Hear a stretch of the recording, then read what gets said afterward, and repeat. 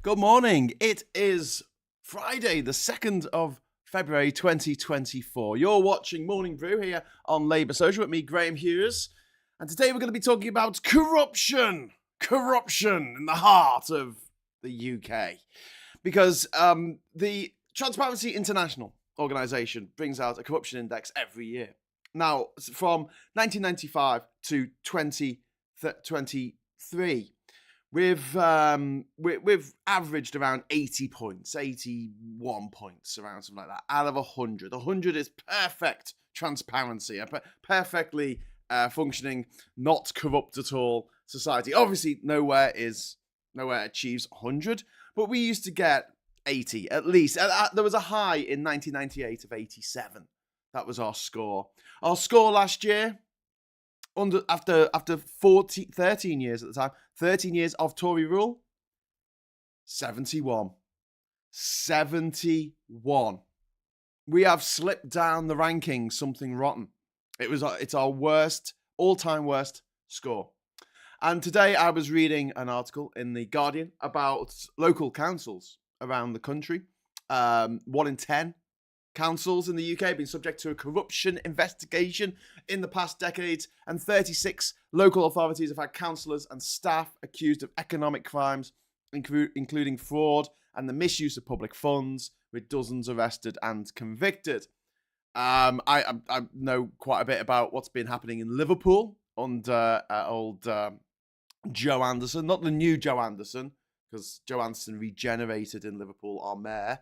The mayor of the city, not the Metro mayor. That's Steve Rotherham. That's a bigger area, so that's like Merseyside. But the Liverpool, well, it's not. But but the Liverpool mayor has not the Lord Mayor. That's someone else again.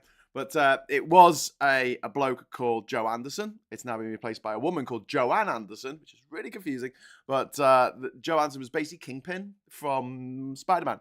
He was allegedly incredibly corrupt, in cahoots with Derek Hatton. Anyone who grew up in the 80s might recognise that name as one of the leaders of the militant faction of the Labour Council, which led to the Labour Council not being in charge of Liverpool City for 13 years between 1997 and 2010, as the people of Liverpool voted Labour nationally, but voted for the Lib Dems locally because the local Labour government was so corrupt. It was problematic. Let's say problematic, not corrupt. Don't want to sort of, get myself into any legal issues here. With Joe Anderson, there were a series of property deals him and his cronies did in Liverpool, which all seem to have just flown under the radar for a lot of the national press, I guess. Culminating in, I think, his son getting the contract to remove the Churchill flyovers in Liverpool, a couple of disgusting old bits of tat that were built when they were going to build a motorway through the city centre, because that's what they did in the 1960s and 70s. They just destroyed entire communities. If you ever hear about an old Scouser going on about Scotland Road or Scotty Road, yeah, that was destroyed in the 1970s to make way for a big loop coming out of the new tunnel, the Kingsway Tunnel, which is completely unnecessary. You could just have a roundabout. But no, we have to take up several dozen acres of land that was places where people lived and communities thrived. We'll rip up all that because we want a highway. So there were these two roads in the city centre, just behind the Prestige World Museum and the library and the Walker Art Gallery, and they were falling apart because they were made in the 60s and 70s, and things made back then weren't built to last, because I guess everyone thought we were all going to die in a nuclear fireball, so it wasn't like a big thing. Anyway, he got these flyovers needed to be demolished, and who got the job? Joe Anderson's son. Like, the mayor of Liverpool's son got the job to demolish them and didn't do a very good job of demolishing them, because there's big bits of the flyover still there, sitting there, taking up space for no apparent reason. Anyway, I talk about this because it's linked in with a few things I want to talk about today. PPE fraud, election fraud, the backhanders to the Tory party. The private eye this week has got a picture of I don't have a copy of it with me. Has a picture of the chief of Fujitsu, who supplied the Horizon software for the post office, and they seem to be in collusion with the post office to steal money off the people working for the post office. There's no other way of putting this. Like, they claim that they had no remote access to these systems, and that there was any problems, it must be the postmasters themselves stealing money, when actually, no, Fujitsu always had remote access. They just lied about it. But I think the post office knew they had remote access, and they lied about it too. There's a picture in the Private Eye this week of Paula Reynolds, head of the post office, the chief of Fujitsu at the time, and Liz Truss and a bunch of others sitting around a table at a dinner paid for by the head of Fujitsu. During the time when all of this was blowing up and they were supposed to be doing an independent investigation into what was happening at the post office, the collusion is clear and damning. It's absolutely damning. We've got government donors in the House of Lords, government donors who then go out on to commit more fraud, as we've seen with Michelle Mone and her terrible husband, Doug Barrowman. Dirty Russian money swills around not just London, but Westminster to a ludicrous degree. The Friends of the Conservative Friends of Russia organisation, started by Matthew Elliott in 2012, that's funneled so much money into the Tory party from, people with links to the KGB, the Kremlin. We've got the son of a KGB agent not only owning a big chunk of our print media, but also having a seat in the House of Lords as the Lord of Siberia. I mean, come on. And then we've got media barons running everything, who just seem to be escaping any kind of prosecution for the crimes that they commit, lying to the people.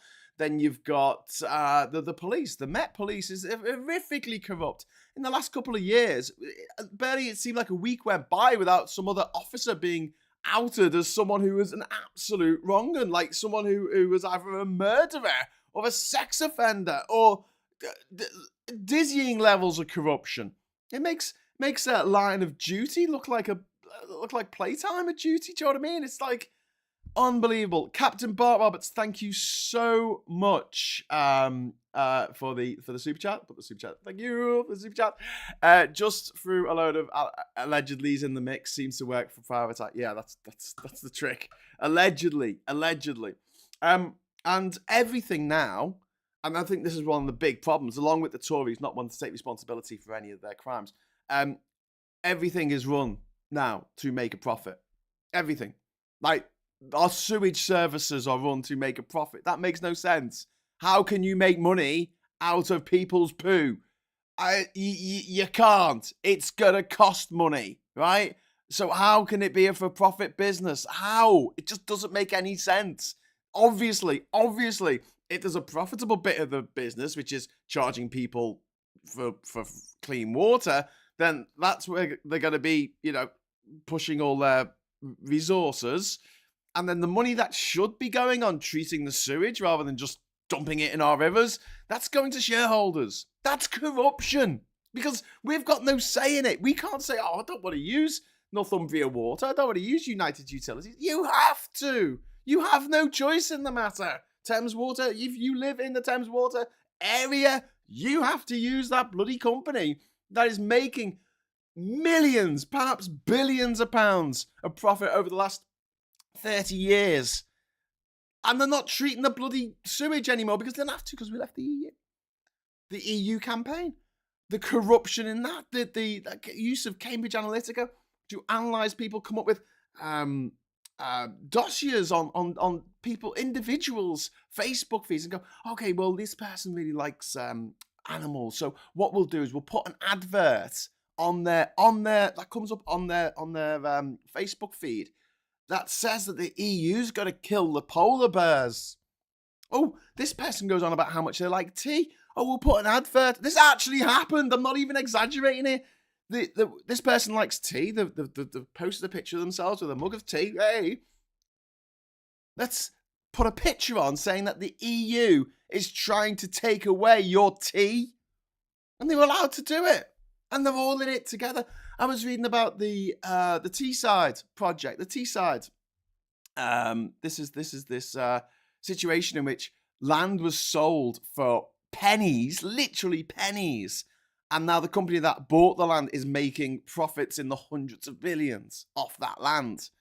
And they had an independent review. It was run by a woman called Angela Ridgewell, and I don't know what her political leanings are, but I did find out that a couple of years ago she was being paid as the chief exec of Lancaster Council, Lancashire Council. She was being paid £222,000 a year. So I mean, what? Why does a public servant need that much money? I don't get it. Why is everything being run like a mafia cartel? And as we slip down the rankings of corruption, the thing is, it doesn't just make us look shit. If it was just, oh, well, this doesn't make us look very good, well, okay, we can probably live at that. I mean, we Brexited, for God's sake. No one thinks much of us anymore. But it's not just that. Because what we do has an effect on the rest of the world. And I'm not getting all high and mighty, oh, yeah, we had an empire and all that shit. No, I'm not talking about that. I'm talking about other countries looking to the UK as a model of excellence, as a model of democracy, as a model of non-corruption. See how corrupt it is and read about it in online websites and Twitter and Facebook and stuff like this. And they think, oh, well, if it's all right for them, then it's all right for us. And corruption means that everything you buy costs more.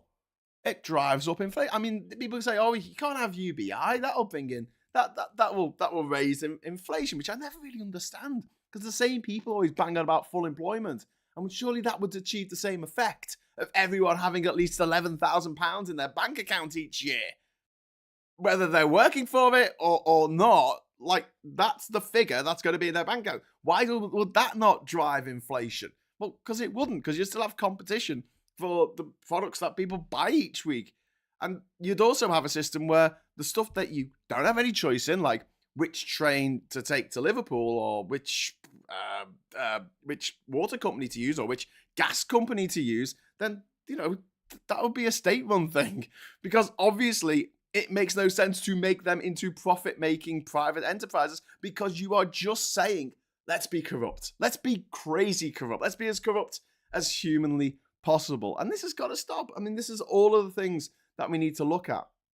And especially the whole thing about everything being run to make a profit, it just makes corruption much more likely. And if you have corruption in the UK, and you've got corruption in China and in India and in Bangladesh and in other countries where we buy products from, where we get services from, or whatever, then those products and those services are going to wind up costing us more.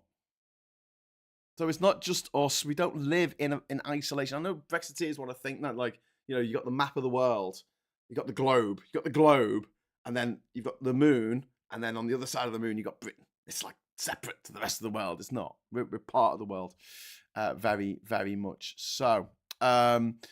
It's something as well that I was thinking about, because on this article in the Guardian, which I will put a link to in the description after the show, it mentions the lack of oversight from local media. And I thought about this. This is it, isn't it? There is a fundamental lack of oversight. Who have we got fighting our corner? We've got the Private Eye. We've got our friends at Bylines, which I really recommend that if you are not subscribed to the Bylines TV channel, please, or here on YouTube, please do that. Also, they have different regional Bylines outlets. And this article in The Guardian was talking about the fact that so many regional newspapers have closed down. And the ones that remain, I think, like the Liverpool Echo website, I don't know if any of you have used it, it's painful. Do you remember, like, in the year 2000, when you'd get pop-ups all the time? When you try to go on a website, pop-up, and you'd have to press on the little X to get rid of the pop-ups, right? It's the equivalent of that. You try and go on the Liverpool Echo website on your phone, and all regional news websites seem to be like this, except for Byline. Bylines do really nice, beautifully just presented, nice things to read. It's like reading the book on your phone. It's great. The Echo is just full of pop-ups and adverts. You can't read what the article's supposed to say because there's so many overlays coming up, and people just stop doing it. And this is a huge issue because they're obviously doing this because they're panicking about the fact that so few people are buying newspapers these days. No one under the age of 50 reads a newspaper these days. That's, I get it, right? But at the same time, they are being their own worst enemy by making people not want to go to their website. And it's got to a point now when I see an interesting story come up on my Facebook feed, and then I see that it's from the Liverpool Echo, and I won't click on it. I won't click on it because I know, or tap on it, I guess, because I know it's going to be a nightmare to read. And I'm sure some of you have had the same experience. And there's going to be no regional news gathering done. And it's just going to be this clickbait, printing out press releases, recycled news from other sources, or just news that's just, so Reuters or Associated Press or Newswire Services puts out a thing, and they'll just print it out. They just print it out. They don't even look at it. Or you get companies that want an article in. One of the classic ones is the fact that there's a certain day in January that's supposed to be the most depressing day of the year. It's not. It was just literally invented by Thomas Cook or one of the other big travel companies like Tory or someone to make people go, oh, better book a flight, better book something for next summer, so kick that into people, say, oh, I've got something to look forward to because it's so depressing this time of year. So they've made a day the most depressing of the year, and it gets into all the newspapers because they're like, today is the most depressing day of the year. But actually, that's been paid for, and you'll usually see it in a newspaper. It'll be right next to an advert for a summer holiday somewhere in Magaluf or somewhere. It's there in plain sight, and a lot of this corruption is also there in plain sight. When we are losing investigative journalism, we are in a situation where money is might. Like these people who have the money are getting away with murder, literally getting away with murder. Don't forget, had our country not been so corrupt, Brexit wouldn't have happened. Had Brexit not happened, I am absolutely convinced that Russia would not have invaded Ukraine. No way.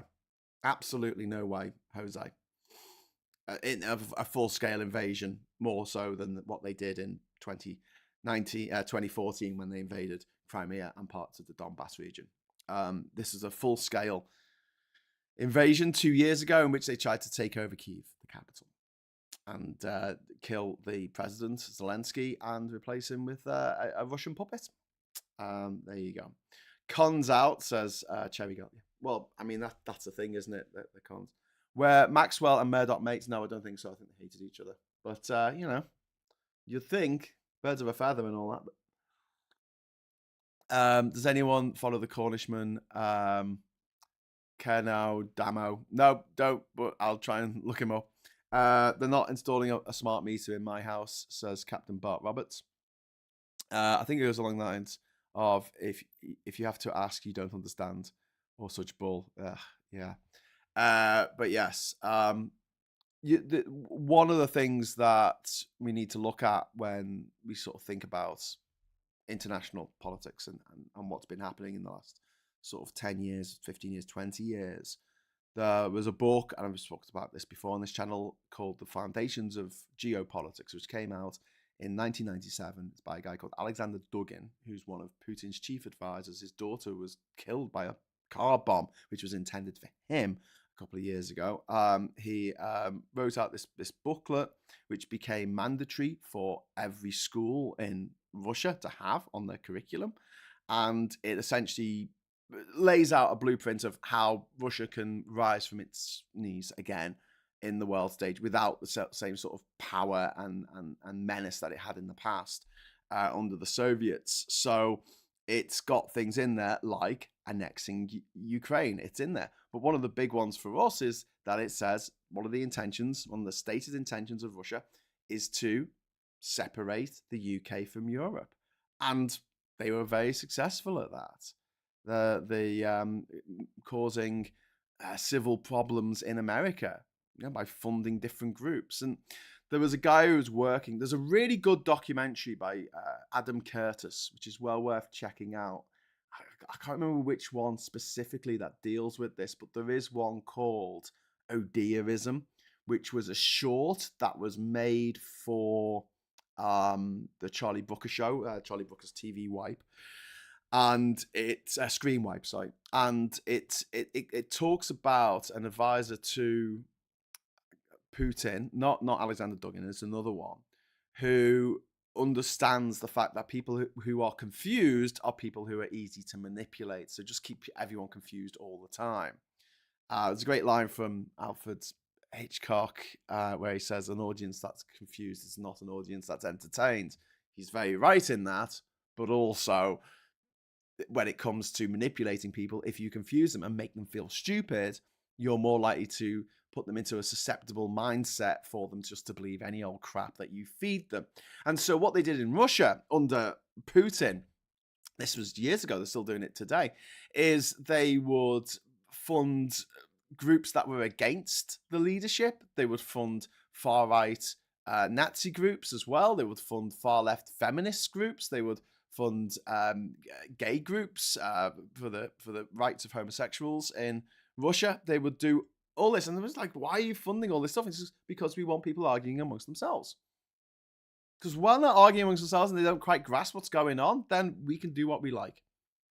And Putin and Alexander Dugin and all of his cronies in the Kremlin and the Duma have been using this book from 1997 and these tactics of confuse everyone, just keep everyone in this permanent state of confusion and odierism. Odierism is a concept where you see something bad happening on the news, there's nothing you can do about it, and you say, oh dear.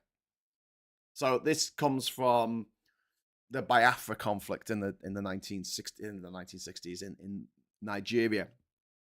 People would see this footage and they were shocked, shocked to their core. Same thing happened in the 1980s with Ethiopia, where there's a famine in Ethiopia exacerbated by a civil war, and the people were like, oh my God, we need to do something about this.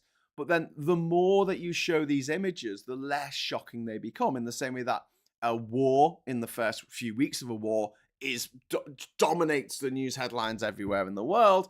And then the war goes on. We're coming up to the second anniversary now of the Russian invasion of Ukraine. It comes more into the background. Good news on that front, though, with the situation in Ukraine. The good news is that the EU have finally agreed this massive, over 50 billion euro deal over the next few years to fund Ukraine, which Ukraine really, really needs, because the Republicans in America, who have links with Russia, obviously, are trying to block it any way they can, block any funding for Ukraine any way they can, which is absolutely, from a military point of view, it is, if you think of NATO as a bulwark against Russian expansionism, I mean, Russian imperialism, let's call it what it is. We've only got the biggest country in the world. It needs to be bigger. Let's take South Ossetia and Abkhazia off Georgia. We'll take Moldova and Transnistria, and we'll take half of Latvia, Estonia, Lithuania if we can get away with it. We're just not big enough. But number 3 saying divide and conquer is a strategy. Absolutely, that is the strategy of Russia, and they've had such influence. And the reason why, to bring it back to the whole point, the reason why they've managed to have so much influence in this country and in America over the last few years is not just because they have these massive bot farms that pump out the same old crap on every single comment thing in the Daily Mail website or on Twitter. No. Also because we don't have the oversight in this country to deal with corrupt politicians and corrupt business leaders and people in positions of power over your life. No one is standing over them. And the Tories go, well, if you don't like it, you can vote them out in the next election. Yeah. So the people in America didn't like Trump, so they voted him out. He lost the 2020 election. In response, he mounted an insurrection against the government of the United States and tried to kill the vice president of the United States with a mob. 5 people died as a result of that. 2 of them were coppers. And he's still running for office, and he's doing really well, and there's a good chance he might win. So don't talk to me about this. Oh, it's okay. The court of public opinion is the most important thing. No, it's not. No, it's not. Absolutely, it's not whatsoever. And then you go, oh yeah, but you've got to have the court of, and you're like, hang on, he's already stood for president and lost. So the people rejected him, and he did not accept it. So if the courts now say that Trump can't run again because, he broke the law massively, did a bit of an insurrection, whoops. Greta Thunberg's on trial today for bloody protesting peacefully. And Trump is just running around going, I'm going to be president. And he's going to pardon himself and all of his cronies. And then they're going to bring in Project 2025. And if that happens, ladies and gentlemen, it's game over. It's been nice knowing you. Anyway, so yes, I've been rabbiting on for half an hour. I don't even have time for the do we have time? Do we have time for the paper review? Go on, we'll do a very, very quick one. You'll never want alone because it's a pun. That's about the new boss of Liverpool who might be coming in. We got because Jurgen Klopp is on his way out. Hunt plotting new 1 pence national insurance cut. Oh, joy. Let joy be unconstrained. There's a horrible picture of the guy who did the acid attack in London there. Don't make the same mistakes as me, Marcus, because apparently Marcus Rashford is troubled now. Manhunt for this chemical attacker guy. There's lots of pictures of him. I'll just scroll past them. It's a bit minging.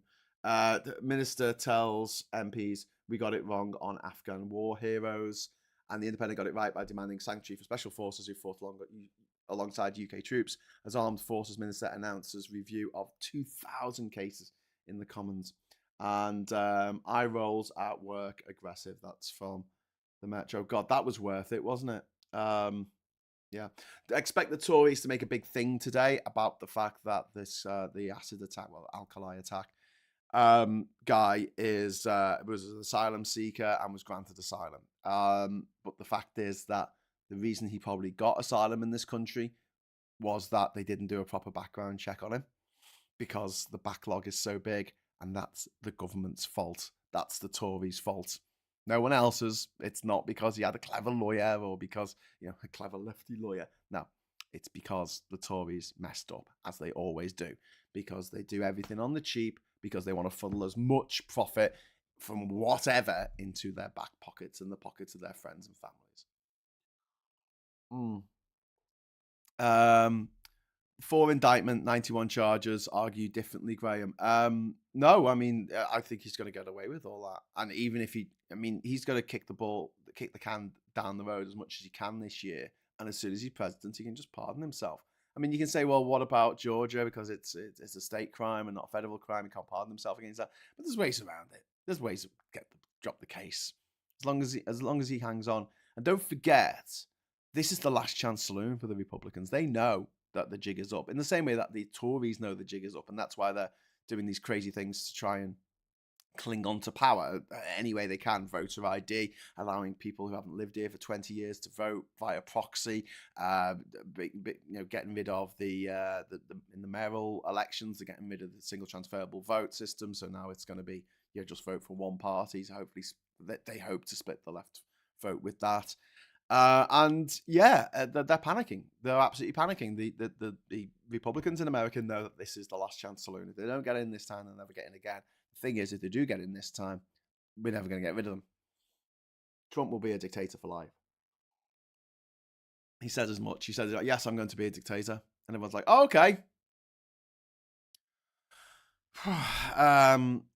I've been an American politics nerd since Watergate.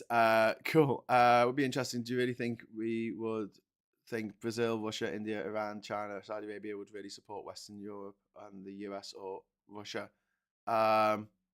No. I don't think they would. I think they'll support whoever they can make the most money out of. Thank you very much to Ian McKenna for the super chat. Woo! From Labour point of view, as I haven't really heard a party line, should we be preparing for a third world war as stated by the army chief? No, because it does kick off. There's nothing we can do about it. It's all a bit crap.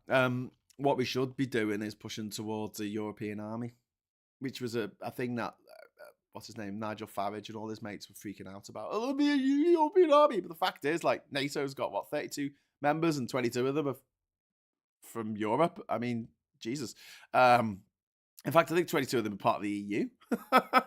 So when it comes to sort of like thinking about a European army, I mean, well, there you go. Maybe you could have an EU and Commonwealth army, and that would cover Canada, Australia, and New Zealand as well.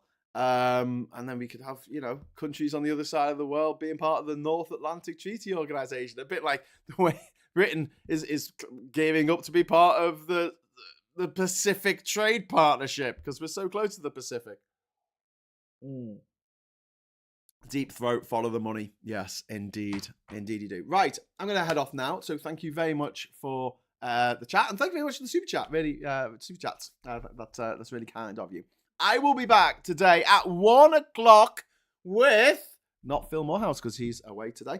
I'm going to be back with Femi Olawale, Star Wars anti-Brexit campaigner, pro-EU campaigner, I think he'll prefer to be called. And we'll be talking about the fact that we effing told you so. So we'll be talking a little bit about the campaigning that we did against Brexit, where it got us. Did it achieve anything whatsoever? It actually did, surprisingly enough.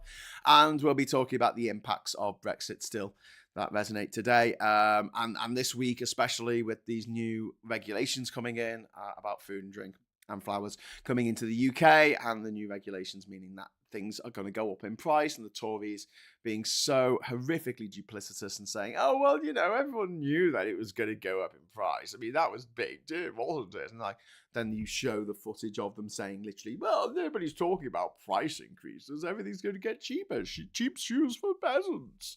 But yeah, so hopefully I'll see you at 1. You want to watch it live, you'll be able to interact and leave your comments and things like that. Otherwise, you can watch it on catch up. I'll also be back at 9 o'clock tonight for Labour Social, the Labour Social. So if you like the sound of that, please join us. And until next time, I'll say hello, good evening, welcome, and goodbye.